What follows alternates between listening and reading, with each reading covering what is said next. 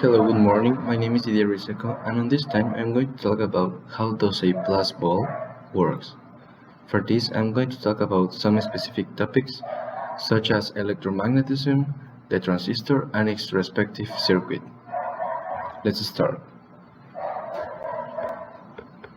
Before we start talking about the plus ball on Tesla, we must know what is electromagnetism. The electromagnetism is a branch of physics which deals with the electromagnetic force which occurs between electrical charged particles. These are the magnetic particles and the electrical particles.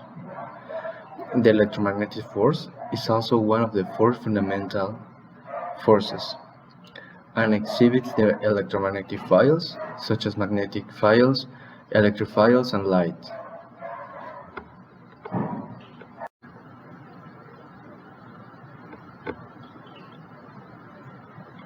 Alright, now let's start talking about the concept of Planck's ball. A Planck's ball is basically a Tesla inside a sphere, and this sphere contains noble gases, and these gases allow us to see these lightings better, because if these noble gases would not be in here, the lightings would not be as big as this. So now let's start talking about the circuit of a Tesla. As you can see, it is pretty basic. It only needs a power supply. You need a switch, the resistance of a condensator, sorry. You need a transistor. We're going to talk about its functions later. And the coil. This is a coil. So for this, we need to use an alternating current. So how do we get this current if the power supply it only gets us a continuous current? So pretty easy with a transistor. So what is the function of this transistor? To alternate the current and the frequency. So this is the transistor.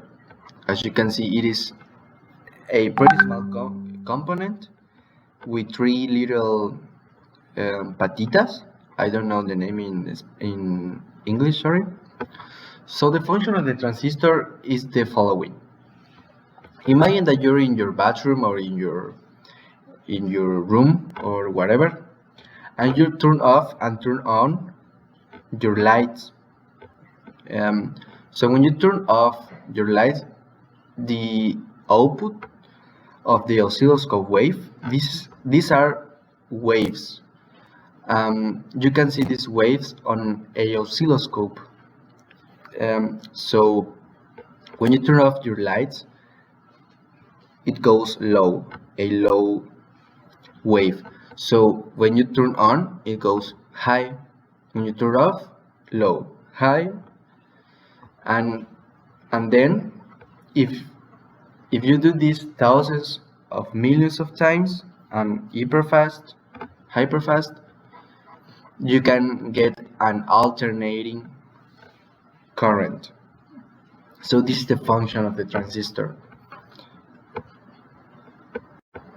But now let's start talking about the thing that we need to manufacture a Tesla. So we need basically an over voltage. And how do we get this over voltage? We need to connect the coil and the condensator in series, because if we do this, we get an over voltage.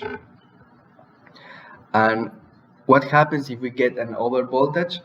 The intensity of this voltage decreases a lot. So we won't feel anything when we put our hand or our finger or whatever besides the Tesla. Why? Because, as I said, the intensity of this voltage, it is very low. So if we increase this voltage, the intensity will decrease. So this is a pretty important concept of the Tesla.